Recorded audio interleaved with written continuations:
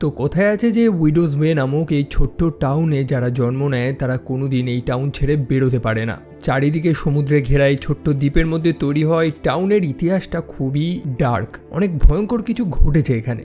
যদিও বর্তমানে বহু মানুষ এই দ্বীপের সাথে জড়িয়ে থাকা এক একটা ইতিহাসকে কুসংস্কার মনে করলেও এটা সত্যিই যে এই উইডোজ বে অভিশপ্ত। তবে কেন, এমন কি আছে এই সম্পূর্ণ দ্বীপটার নিচে, যেটা জানার জন্য অবশ্যই আপনাকে এই সিরিজটা তো দেখতে হবে। মোটামুটি 10টা এপিসোডের তৈরি এই সিরিজটার প্রথম পর্বটা আমি অলরেডি এক্সপ্লেন করে ফেলেছি, সেটার ভিডিও অলরেডি রয়েছে, আমি ডেসক্রিপশনে দিচ্ছি, দেখতে একদমই ভুলবেন না, নইলে এই ভিডিওটা বুঝতে আপনার একটু সমস্যা হবে। তো চলো আর কি শুরু করা যাক। হে গাইজ, আমি Arnab, welcome to my channel. আর এই ভিডিওতে আমি উইডোজ বে টিভি সিরিজটাকে সম্পূর্ণ এক্সপ্লেন করব। তো শুরুতেই আমরা টমকে দেখতে পাই, এই স্থানের মেয়র যে ক্লান্ত হয়ে ঘুমিয়েছিল। সে সেই কালো মাশরুমটা খেয়ে এমন তো কিছু দেখেছে যেগুলো সবাই দেখতে পারে না।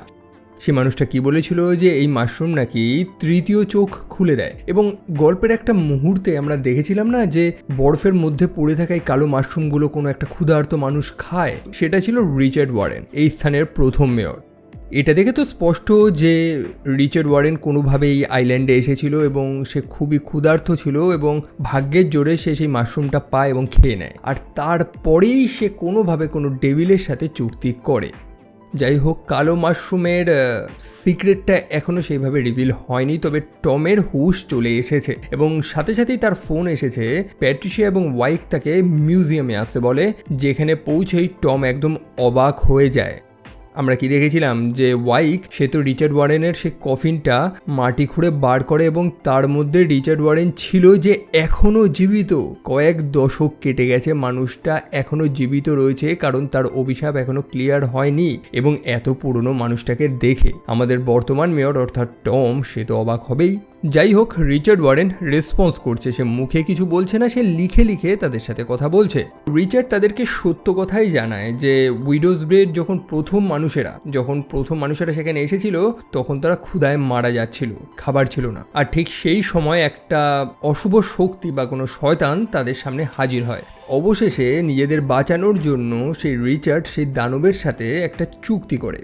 চুক্তি অনুযায়ী এই দ্বীপে বসবাস করতে হলে তার পরিবর্তে রিচার্ডকে মানুষের বলি দিতে হবে, বা একটা মানুষদের সেই শয়তানের হাতে সঁপে দিতে হবে। তার পরিবর্তেই তারা এখানে থাকতে পারবে। রিচার্ডের গলায় যে লকেটটা রয়েছে না, যে সিলিন্ডারটা রয়েছে, যেমনটা আমরা দেখেছিলাম, তার মধ্যেই সেই শয়তানের সাথে যে চুক্তিটা হয়েছিল সেই আসল দলিলটা রয়েছে। এবং রিচার্ড এটাও জানায় যে সেই দানবী, সেই শয়তানই তাকে এতগুলো বছর ধরে জীবিত করে রেখেছে। সেই চুক্তিটা চালিয়ে রাখার জন্য রিচার্ডের অস্তিত্ব থাকা প্রয়োজন। তবে এই অভিশাপ শেষ করার একটাই উপায় এই স্থানের, তাকে যদি এই দ্বীপের বাইরে বার করা যায় কোনোভাবে, মানে সীমানার বাইরে, যেখানে সেই শয়তানের ক্ষমতা পৌঁছাবে না, তখন রিচার্ড ফাইনালি মারা যাবে এবং এই চুক্তি সেখানে ভেঙে যাবে। আর যেটা শুনতে পেয়ে টম খুশি হয়ে যায়, তার মনে আশা জেগে ওঠে যে যাক, একটা তো উপায় আছে। যদিও ওয়াইক সে একটু সন্দেহ করছিল, রিচার্ডকে বিশ্বাস করা যায় না, সেই কারণে তারা ডিসাইড করে রিচার্ডকে আবারও তারা সেই কফিনের মধ্যে ঢুকিয়েই নিয়ে যাবে, তারপরেই তাকে নৌকায় তোলা হবে। টম তাকে রাজিও করিয়ে নেয় এবং বলে যে সীমান্তের কাছে পৌঁছালেই সে রিচার্ডকে মুক্ত করে দেবে, মানে কফিন থেকে বার করে দেবে।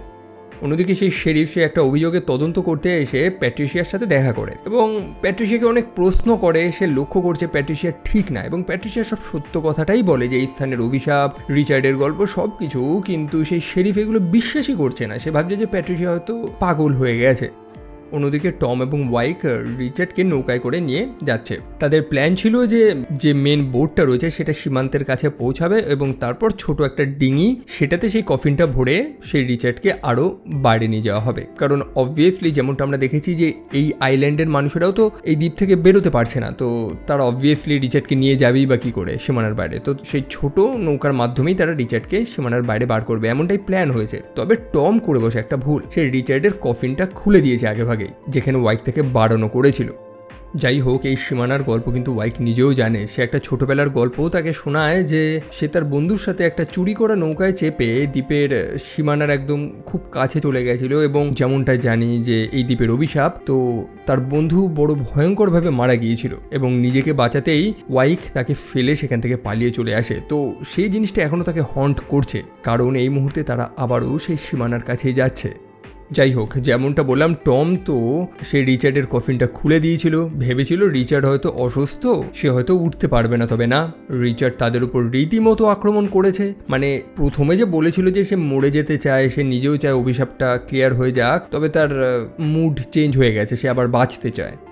যাই হোক, অবশেষে তারা লড়াই টড়াই করে রিচার্ডকে আবারও সেই কফিনের মধ্যে বন্দি করতে তো সক্ষম হয়। একই সাথে টম ফার্স্ট টাইম নিজের একটা সাহসিকতার পরিচয় দেয়, যেখানে ওয়াইক প্রথম থেকে তাকে ভীতু একটা মানুষ মনে করত। টম ওয়াইককে বাঁচানোর জন্য, অর্থাৎ ওয়াইক যাতে এই সীমানার বাইরে না চলে যায়, সেই কারণে সে ওয়াইককে একটা লাইফ রিং দিয়েই সমুদ্রে ফেলে দেয়, যাতে সে সীমানার মধ্যেই থাকে। একই সাথে সেই নৌকার ব্যালেন্সটাও যাতে ঠিক থাকে।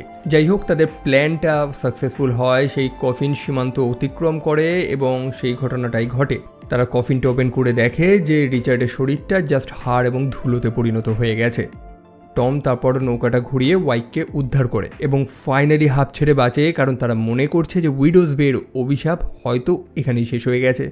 অন্যদিকে টমের যে ছেলে রয়েছে ইভান, সে কেলি নামক একটা মেয়ের সাথে ভালোবাসায় জড়িয়েছে। তো তারা দুজন ঘরের মধ্যে গল্পগুজব করছে। কেলি মনে করে যে ইভানের পিতা তার থেকে হয়তো কোনো সিক্রেট লুকিয়ে রেখেছে, আর সেই কারণেই তারা ঘরটা তল্লাশি করা শুরু করে এবং সেখানে তারা পুরনো কিছু ছবি খুঁজে পায়, যে ছবিতে দেখা যাচ্ছে যে ইভান তার মায়ের সঙ্গে দাঁড়িয়ে রয়েছে। এবং এটা দেখেই ইভান ভয়াবহ সত্যটা জানতে পারে, কারণ টম তার ছেলেকে বলেছিল যে তার মা নাকি চাইল্ড বার্থের সময় মারা গিয়েছিল, তবে এটা তো মিথ্যে। ইভান তো তার মায়ের পাশে দাঁড়িয়ে রয়েছে রীতিমতো, অর্থাৎ টম তাকে মিথ্যে কথা বলেছে। তবে কেন?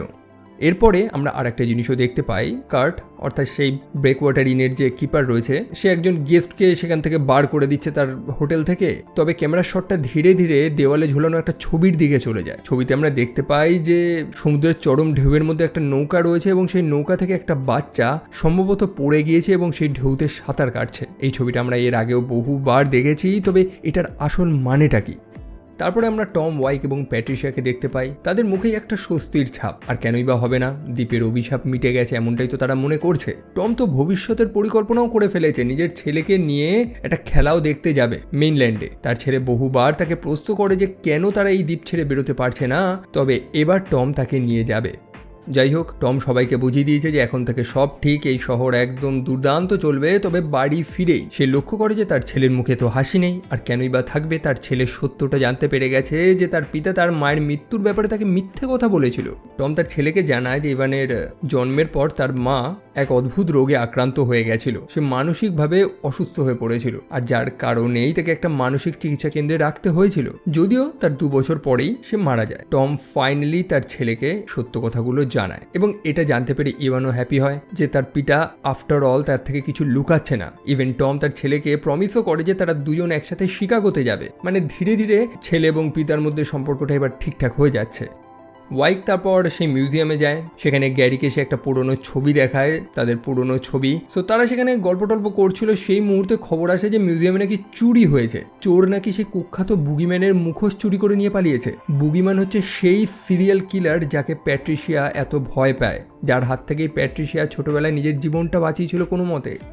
এই খবরটা শোনার পর ওয়াইক তো দ্রুত সেই বুগিম্যানের পুরনো বাড়িতে যায় এবং দেখে যে বাড়িটা ভাঙচুর করা হয়েছে। মানে সেই কুখ্যাত বুগিম্যান যার কবরটা সেই বাড়িতেই ছিল, সে হয়তো কবর থেকে বেরিয়ে গেছে। অন্যদিকে প্যাট্রিশিয়া যে তার বাড়িতে জিনিসপত্র গুছাচ্ছিল, আচমকা তার সেই মোবাইল লাইব্রেরির ভ্যানের যে অ্যালার্মটা ছিল সেটা বেজে ওঠে এবং প্যাট্রিশিয়া বুঝতে পারে যে সে আর একা নয়, কেউ তো রয়েছে। এবং সেই কেউটা আর কেউ নয়, তার নাইটমেয়ার সেই বুগিম্যান।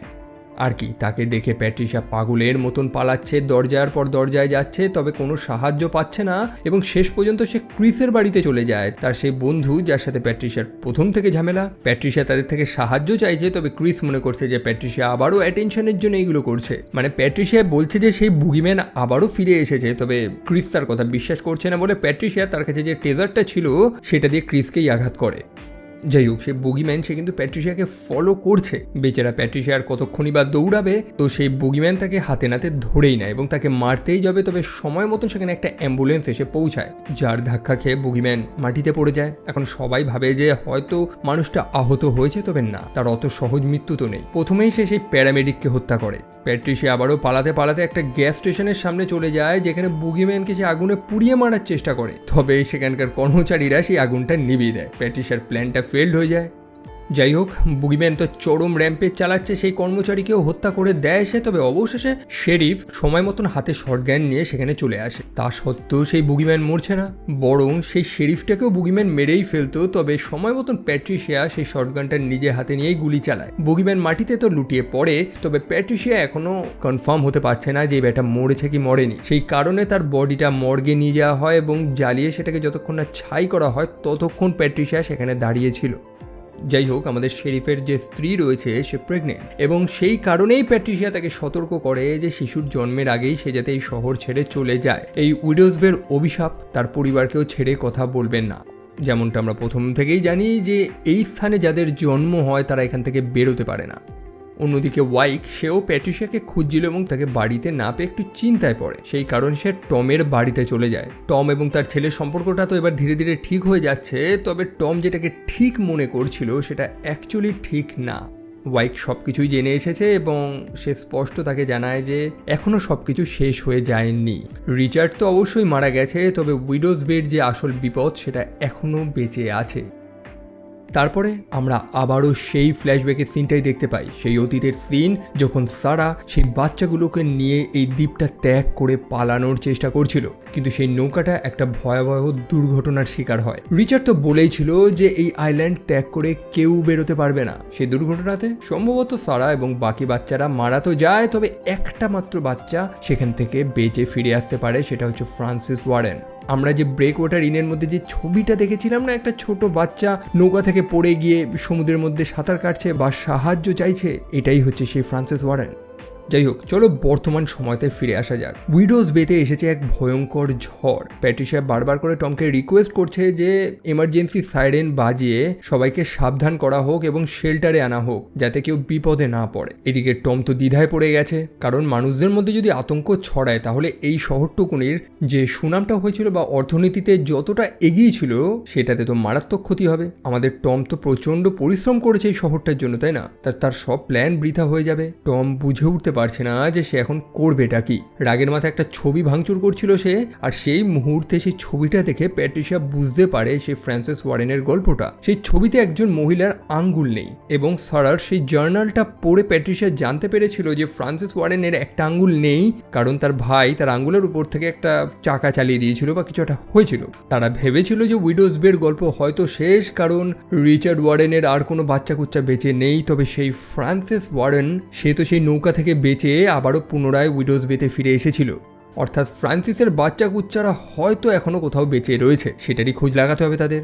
মানে তার বংশধর যদি এখনো জীবিত থেকে থাকে, তার মানে সেই অভিশাপ দ্বীপের এখনো রয়েছে। তবে ব্যাপার হচ্ছে যে এরকম পুরনো ইতিহাস অর্থাৎ রিচার্ডের ফ্যামিলি ট্রিটাকে খোঁজাটা খুবই কঠিন, আর এত সময়ও কারোর হাতে নেই। অন্যদিকে বাইরের ঝড় সেটাও আরো স্ট্রং হয়ে যাচ্ছে, ভয়ঙ্কর হয়ে যাচ্ছে। অবশেষে টম সেই ইমার্জেন্সি সাইরেনটা বাজিয়েই দেয়, সবাইকে জানিয়ে দেয় যে সেই টাউন হলে যে শেল্টার রয়েছে সেখানে যাতে সবাই চলে আসে আশ্রয় নেওয়ার জন্য। এদিকে শেরিফ তার স্ত্রীকে নিয়ে পোর্টে যাচ্ছিল, কারণ শেরিফ তো জানতে পেরেছে এই স্থানের অভিশাপটা এবং সে কখনোই চায় না তার বাচ্চা এই স্থানে জন্ম নিক। সেই স্থানটা ত্যাগ করে বেরোনোর চেষ্টা করছিল। তবে বাইরে ওয়েদার খুবই খারাপ, সাইরেনও বেজে উঠেছে এবং সমুদ্রে পাড়ি দেওয়ার মতন আর কোনো ফেরিও আসবে না এখন। ওয়াইক তাকে বুঝিয়ে দেয় যে এইভাবে তো সে পালাতেও পারবে না, কারণ সে যদি পালানোর চেষ্টাও করে এই ঝড়ে তো সে নিশ্চিত মারা যাবে। সেই কারণেই তাদের দুজনকেও অর্থাৎ শেরিফ এবং তার স্ত্রীকেও সেই টাউন হলের শেল্টারেই নিয়ে যাওয়া হয়। সেই শেল্টারে ওয়াইক আবারও সারার সেই পুরনো ডায়েরিটা খুঁজে পায় এবং সে রোজমেরিকে রিকোয়েস্ট করে যে সারার পুরো সম্পূর্ণ ফ্যামিলি ট্রিটা খুঁজে বার করতে, মানে তার বংশধর বংশ তালিকাটা খুঁজে বার করতে। একই সাথে টম তার ছেলেকে নিয়েও চিন্তিত এবং সে ইভানকে স্পষ্টভাবে বলেছে যে এই শেল্টার ছেড়ে যাতে সে না বেরোয়, এবং এই প্রথমবার ইভান তার পিতার কথা এক কথায় মেনে নেয়। তবে সমস্যা তখনই তৈরি হয় যখন সেই শেল্টারের যে জেনারেটর রয়েছে সেটা খারাপ হয়ে যায়। বাধ্য হয়ে টম গ্যারেটের বাড়িতে চলে যায় প্রয়োজনীয় কিছু যন্ত্রপাতি আনার জন্য। তবে সেখানে গিয়েও কোনো হেল্প সে পায় না, কারণ তাদের মেন যে জিনিসপত্রগুলো লাগবে সেটা লাইট হাউসে রয়েছে সেই সম্পূর্ণ শেল্টারটাকে পাওয়ার আপ করার জন্য। সো গ্যারেট সেই লাইট হাউসে গেছে, যার সাথে ওয়াকি টকির মাধ্যমে টম কথা বলার চেষ্টা করে, তবে সিগন্যালের সমস্যা, যার কারণে পরিস্থিতি আরও জটিল হয়ে পড়ছে। অন্যদিকে শেল্টারের কর্মীরা সবাইকে শান্ত রাখার চেষ্টা করছে, কারণ সবার মনে ভয় তৈরি হচ্ছে। অন্যদিকে বাইরে অবস্থা আরও ভয়ঙ্কর হয়ে উঠছে। আমরা টডকে দেখি যে আশ্রয় নিতে এসেছিল, তবে অনেক লেট হয়ে যায় বলে সেই টর্নেডো তাকে নিয়ে চলে যায় আকাশে। একই সাথে শেরিফের যে স্ত্রী রয়েছে, যে প্রেগনেন্ট ছিল, তার ডেলিভারির নাকি সময় হয়ে গেছে। শেরিফ বিশ্বাসই করতে পারছে না, কারণ সে কোনোভাবেই চায় না তার বাচ্চা এখানে জন্ম নিক।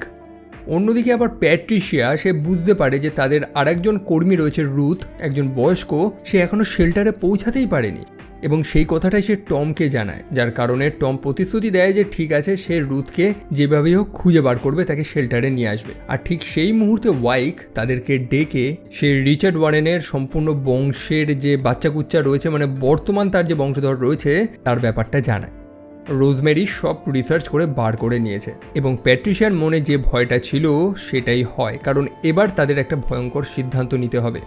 সো রোজমেরি সব তো রিসার্চ করেছে যে রিচার্ড ওয়ারেনের সেই একটা মেয়ে অর্থাৎ ফ্রান্সিস, যে আবারও এই আইল্যান্ডে ফিরে এসেছিল, তার বাচ্চা কুচ্চা হয় এবং তার বাচ্চাদের আবার বাচ্চা কুচ্চা হয়। সম্পূর্ণ খবর সে সব আর্কাইভ থেকে খুঁজে বার করে লাস্ট পর্যন্ত জানতে পেরেছে যে তার শেষ বংশধর হচ্ছে রুথ, অর্থাৎ সেই বৃদ্ধা যে এই অফিসেই কাজ করে। আর তখনই ঘরের মধ্যে নেমে আসে একটা নিস্তব্ধতা। তাদের একটা টাফ চয়েস নিতে হবে। রুথ যতদিন বেঁচে থাকবে এই আইল্যান্ডের অভিশাপ মিটবে না, এমনটাই তারা মনে করে। টম তো বুঝে উঠতে পারছে না সে কি করবে, তবে ফাইনালি সে ডিসাইড করে যে সে কঠিন রাস্তাটাই নেবে। সে একজনের জন্য এই সম্পূর্ণ দ্বীপবাসীকে বিপদের মুখে ফেলতে পারে না, সে সেটাই করবে যেটা করা উচিত। আর তারপরে আসি এই উইডোজ বের ফাইনাল এপিসোডে, যেখানে একটার পর একটা ভয়ঙ্কর সিক্রেট রিভিল হয়। আমরা দেখতে পারি যে টম রুথের মেডিকেল রেকর্ড ঘাঁটতে গিয়ে কিছু গুরুত্বপূর্ণ তথ্য জানতে পারে। রুথ অ্যাকচুয়ালি কিছু ওষুধ খায়, যার মধ্যে দুটো ওষুধ একসাথে খাওয়া নাকি বিপজ্জনক। যাই হোক, এটা জানার পরেই সে রুথের বাড়ির উদ্দেশ্যে রওনা দেয়। প্যাট্রিশিয়া অনেকবার তাকে আটকানোর চেষ্টা করে, তবে টম কারোর কথা শোনে না। টম শুধু একটাই কথা জানায় যে তার ছেলে অর্থাৎ ইভানের যাতে খেয়াল রাখে সে। যাই হোক, সেই শেল্টারে ডক্টর মর্গ্যান সেই শেরিফের স্ত্রীকে তো দেখে বলেই দিয়েছে যে তার আজকেই ডেলিভারি হবে, যেটা কোনোভাবেই সেই শেরিফ মেনে নিতেই পারছে না। অন্যদিকে প্যাট্রিশিয়া এবং ওয়াইক বাকি মানুষদের শান্ত করার চেষ্টা করছে, কারণ মানুষেরা এরকম ভাবতে শুরু করেছে যে তাদের যেন এই শেল্টারে আটকে রাখা হচ্ছে এবং তারা যাতে এরকম চিন্তা না করে সেই কারণেই ডেলকে বলা হয় যে সবাইকে ব্যস্ত রাখার জন্য কোনো খেলাধুলা বিনোদনের ব্যবস্থা করতে। তবে লোকজন কেনই বা প্যানিক করবে না? তাদের কাছে রিজার্ভে যেসব খাবার রয়েছে, জল রয়েছে, তার মধ্যে অর্ধেক নষ্ট হয়ে গেছে, বিদ্যুৎ বারবার চলে যাচ্ছে। আর তখন ইভান, যে তার বন্ধুদের সাথে ছিল, তার বন্ধুরা সেই স্থানের একটা সিক্রেট প্যাসেজ লক্ষ্য করতে পারে, একটা গোপন সুড়ঙ্গ। ইভান কাউকে কিছু জানায় না, বরং তার বন্ধুদের নিয়েই চুপচাপ সেই সুড়ঙ্গ রাস্তা ধরে নিচে নেমে আসে এবং সেখানেই তারা সেই পুরনো চেয়ারটাকে দেখতে পায়, সেই আদ্যিকালের চেয়ার, এবং সামনে সেই লোহার গেটটা রয়েছে। আমরা গল্পের শুরুতেও তো দেখেছি যে এই শহরের নিচে এই চেয়ারটা রয়েছে এবং সেই লোহার গেটটা রয়েছে। একই সাথে রিচার্ড ওয়ারেনের বাড়ির নিচে যে রাস্তাটা ধরেই তারা পালিয়েছিল, সেও তো সেই চেয়ারটা এবং সেই লোহার দরজাটা দেখতে পেয়েছিল।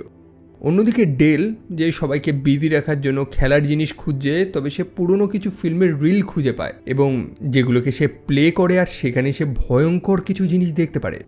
সেখানে একজন প্রাক্তন মেয়র স্বীকার করছে যে শহরকে রক্ষা করার জন্যই মাঝে মাঝেই তাদের মানুষদের বলি দিতে হতো। মোটমাট ডেল এই সব কিছু জানতে পেরে খুবই ভয় পেয়ে যায় এবং সে বাইরে এসে চিৎকার করে করে সবাইকে বলে দেয় যে এই স্থানে বিপদ রয়েছে, এটা এক টাইপের মৃত্যু ফাঁদ, সবাই যাতে পালায়। আর এইটা শুনতে পেয়েই সেই স্থানে একটা ক্যাওস তৈরি হয়ে যায়। অন্যদিকে রুথের বাড়িতে টম তো গেছে, যেমনটা দেখেছিলাম। রুথ তো ভাবছিল যে টম হয়তো এখানে এসেছে তাকে বাংকারে নিয়ে যাওয়ার জন্য, তবে টম জানায় যে না, বরং এই বাড়িতেই তারা থাকবে যতক্ষণ না ঝড়টা থেমে না যায়। তাদের মধ্যে আলোচনা হচ্ছে, গল্প হচ্ছে। টম তাকে কিছু নৈতিক প্রশ্ন করে যে যদি একজনকে হত্যা করে বহু মানুষের জীবন বাঁচানো যায়, তাহলে কি রুথ সেটা করবে? রুথ স্পষ্ট উত্তরই দেয় যে না, কারণ সে একজনের মৃত্যুর দায় ওর নিজের ঘাড়ে কেন নেবে। যদিও টম তার নিজের কঠিন সিদ্ধান্ত কিন্তু বদলায়নি। সে রুথের যে চাটা রয়েছে তার মধ্যে সেই দুটো ওষুধ মিশিয়ে পান করে, যেটা রুথকে খেতে বারণ করা হয়েছিল একসাথে। আর এবং সেটা খাওয়ার পরেই রুথের আস্তে আস্তে নেশা হতে থাকে, তার মাথাটা ধরতে থাকে। আর সেই কারণে রুথ কিছু অতীতের কথা বলা শুরু করে। বহু বছর আগে তার একটা মেয়ে ছিল যাকে সে দত্তক দিতে বাধ্য হয়েছিল। আসলে একজন বিবাহিত পুরুষের প্রেমে সে পড়েছিল এবং তাদের একটা বাচ্চাও হয়েছিল, তবে সেই মানুষটার স্ত্রী সেই সত্যটা জানতে পারে, যার কারণে রুথ আবারও আলাদা হয়ে যায়। তবে তাদের যে বাচ্চাটা হয়েছিল, বাচ্চা মেয়ে, সেটা সেই মানুষটার কাছেই থেকে যায়। আর এটা শুনতে পেয়েই টম একদম শকড হয়ে যায় যে রুথের যে মেয়ে ছিল সেটা আর কেউ না, টমের নিজেরই স্ত্রী, যে কথাটা রুথ এত দিন ধরে লুকিয়ে রেখেছিল। আর এটাই তো সব থেকে ভয়ঙ্কর সত্য, কারণ রুথ তাহলে হিসাব মতন রিচার্ড ওয়ারেনের শেষ বংশধর না, বরং সেটা হচ্ছে টমের নিজেরই ছেলে ইভান। যাই হোক, টম নিজের ভুলটা তো বুঝতে পারে, সেই কারণে রুথের যে চাটা ছিল সেটা সে ফেলে দেয়, বাকিটা যাতে সে পান না করতে পারে। সে রুথকে হাসপাতালে নিয়ে যাওয়ারই সিদ্ধান্ত নেয়, আর সেই মুহূর্তে শেরিফ সেখানে এসে পৌঁছায়। শেরিফ কিন্তু রোজমেরি এবং প্যাট্রিশিয়ার থেকে সব সত্য জানতে পেরে গেছে। সেও মনে করেছে যে এই রুথকে মারলেই হয়তো এই স্থানের অভিশাপটা মুক্ত হবে, কারণ সেই শেরিফ তার স্ত্রীর পেটের বাচ্চাটাকে নিয়ে খুবই চিন্তায় রয়েছে এবং সেটার জন্যই সে সরাসরি রুথকে গুলি মেরে হত্যা করার চেষ্টা করে। টম তারপর সেই শেরিফকে বলে, তুমি ভুল মানুষকে গুলি মেরেছো। সেই শেরিফ জিজ্ঞেস করে, তাহলে আসল বংশধর কে? কিন্তু নিজের ছেলেকে বাঁচানোর জন্যই সে মিথ্যে বলে। সে জানায় যে সে কিছুই জানে না। তবে সেই বাংকারে সেখানে কি ঘটে আমরা দেখেছিলাম, ইভান, পিজে, কেলি তারা তো সেই ভয়ঙ্কর গোপন বাংকারটার মধ্যে ঢুকে গিয়েছিল। কেনি নামক আরেকজন মানুষ তাদেরকে দেখে নেয় এবং সেই বাচ্চাগুলোকে বলে এখান থেকে বেরিয়ে যেতে। যাই হোক, তারা তো বেরিয়ে যায়, তবে সেই বেচারা কেনি সেই বাংকারের মধ্যে ফেসে যায়, কারণ দরজাটা লকড হয়ে গেছে, সেটা আর খুলছে না। ইভান অনেক চেষ্টা করে, তবে তাও দরজাটা খোলে না। তবে ভেতর থেকে এক বিকট শব্দ শোনা যায়। সে কেনির আর্তনাদটা শুনতে পারে এবং তারপরেই দরজাটা নিজে থেকে খুলে যায়। ইভান সাহস করে ভেতরে একটু ঢুকে দেখে যে কেনির কোনো চিহ্নই নেই, শুধু তার সেই টর্চটা মাটিতে পড়ে আছে এবং সেই চেয়ারের অপোজিটে যে লোহার দরজাটা ছিল, যেটা লক করা থাকতো, সেটা খোলা। আর ঠিক সেই মুহূর্তে বাইরে যে ভয়ঙ্কর ঝড়টা উঠেছিল সেটা থেমে যায়। ঝড় কেটে যাওয়ার পর টম এবং শেরিফ বুঝতে পারে যে রুথ এখনও বেঁচে রয়েছে, মানে সেই শেরিফের গুলিতে এখনও সে মরেনি। অন্যদিকে প্যাট্রিয়া এবং ওয়াইক তারা তো ভাবছে যে টম হয়তো সত্যি রুথকে হত্যা করে ফেলেছে, যার কারণ নেই এই ঝড়টা থেমে গেছে। পরের দিন সকালবেলা টম রুথের যে সেই ফ্যামিলি ট্রিটা ছিল, যেটাতে প্রমাণ ছিল যে সে রিচার্ড ওয়ার্নারের বংশধর কারা কারা রয়েছে, সেই সম্পূর্ণ ব্রোচটাই ফেলে দেয় সমুদ্রে। সবকিছু শেষ হয়ে গেছে এটা ভেবেই যখন সে ইভানকে নিয়ে গাড়িতে উঠতেই যাচ্ছিল, সেই মুহূর্তে আচমকা সেই চার্চের ঘন্টা বাজতে শুরু করে। প্রায় 8 বার সেই ঘন্টাটা বাজে এবং যেটা দেখে রীতিমতো টম কেঁপে ওঠে। এই উইডোজ বিয়ের একটা পুরনো বিশ্বাস রয়েছে যে ঘন্টা যতবার বাজবে, সেই অন্ধকার শক্তিকে শান্ত করার জন্য নাকি ততজন মানুষেরই নাকি বলি প্রয়োজন, এবং এবার 8 বার বেজেছে। টম বুঝতে পারে যে রিচার্ড ওয়ারেনের মৃত্যুতে কিছুই শেষ হয়নি, বরং আসল নাইটমেয়ার সেটা তো জাস্ট শুরু হয়েছে। এই ঘন্টার তো একটা বড় হিস্ট্রি রয়েছে। প্রথমেও সেই ঘন্টা বেজেছিল এবং সেই ফাদার উঠে গিয়ে দেখে যে ঘন্টাটা বাঁধা রয়েছে, তা সত্ত্বেও সেটা বাজলো কি করে, আর সেটারই খোঁজ নিতে গিয়েই সে সত্যটা জানতে পারে এবং আত্মহত্যা করে। অন্যদিকে সেই প্রাচীন কালো মাশরুম কি আছে এটার মধ্যে লুকিয়ে, এবং শেষমেশ এই ঘন্টাটা দিনের বেলা আচমকা বেজে ওঠার কারণটাই বাকি। একটা মিস্ট্রি তো সলভ হয়েছে রিচার্ড ওয়ারেন, তবে তারই সাথে আরও নতুন কিছু মিস্ট্রি তৈরি হয়ে গেছে, যেটার উত্তর আমরা পাবো উইডোজ বিয়ের 3য় সিজনে। সো প্রথম সিজনের গল্প আপাতত এইটুকুনি। আই হোপ আপনারা এনজয় করেছেন এই স্টোরিটা, একই সাথে আমার এই ভিডিওটা ভালো লাগলে লাইক করতে পারেন, চাইলে চ্যানেলটা সাবস্ক্রাইব করতে পারেন এবং আমাকে সোশ্যাল মিডিয়াতে ফলো করতে একদমই ভুলবেন না, যেগুলো লিঙ্ক ডিসক্রিপশনে রয়েছে। তো দেখা হচ্ছে সেখানে। টিল দেন ভালো থাকবেন, সাবধানে থাকবেন, টেক কেয়ার অ্যান্ড বাই।